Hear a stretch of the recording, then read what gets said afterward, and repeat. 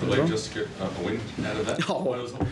After working so hard, I thought we'd probably played better in the first game and we didn't win it. So your conditions have just become a scrap fest. So it comes down to a little bit of luck when you've got weather like that, I must admit. So, but you look for certain things when you come out of the first game. Certainly, competitive intent is what you're after. I mean, they're re-engaging with the contest now. So can they handle the scoreboard and what that all means? And I thought our players' attack on the footy was first class in a lot of instances. Yeah.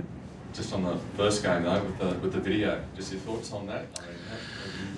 Look, regardless of what happened, I mean, you probably debate whether it was actually a behind or not, but just our game stopping, I just don't like that. So, look, I just don't like the game stopping like that. It just didn't feel right. Just something clunky about it. So, anyway, I'm sure the powers that be will work that out, but just don't know about waiting.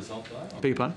We certainly could have determined whether you won or lost that game, though. So I couldn't say whether it was the right result or not. I forget the result. Forget it was a point or a goal. I just waiting. Just didn't feel right. Just felt like it wasn't supposed to happen. So.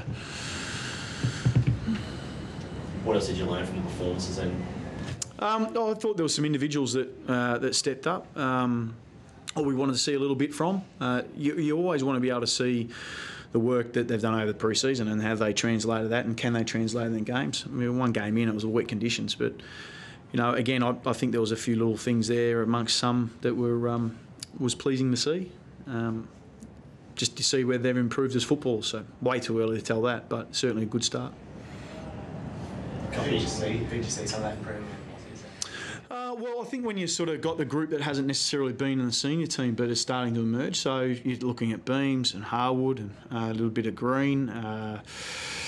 You're looking at Elliot Yeo, who was playing in the first game. He said a couple of handy things. So there's a good group there that are, that I guess you want to be the next group that's pushing through and pushing their weight around and be able to give us that extra depth that's needed. So it was pleasing to see. Picking the team, I was pretty comfortable being able to go out there and pick some good depth. So we're starting to establish that as a footy club. So Jared Polak fits in that category. So I think there's a few Brisbane Lions fans that should be pretty excited by some of the things that they saw tonight from some of our younger players. Was it also good just to get a game under the belt for Jonathan Brown, just to get a game under the belt, with a wet, scrappy game as well? I think that fit. I think that was the category of everyone, I must admit. Like when you got conditions like that, it's you work 4 months to get a game style, and then you get conditions like that. It's you go, well, that sort of nearly goes out the window because then it comes more about the contest and certainly the second game. There's just no way you can get any real ball movement going. So, but you're still looking for the are they still cracking in and understanding under pressure?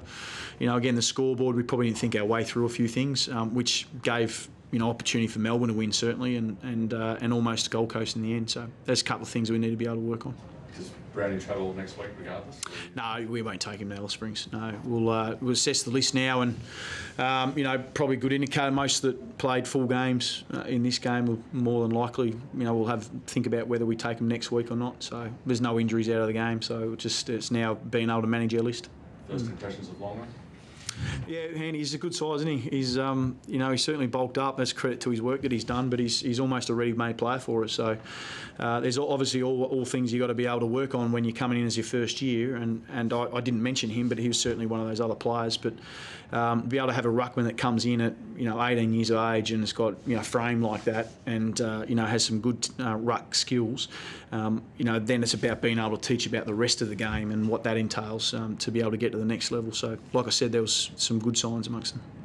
Have you got a bit to think about there, Vossy? Because you used Hudson obviously like the first game and was forward a fair bit. Are you still trying to juggle that in your head at the moment? Yeah, we are. Yeah. How's it all going to work?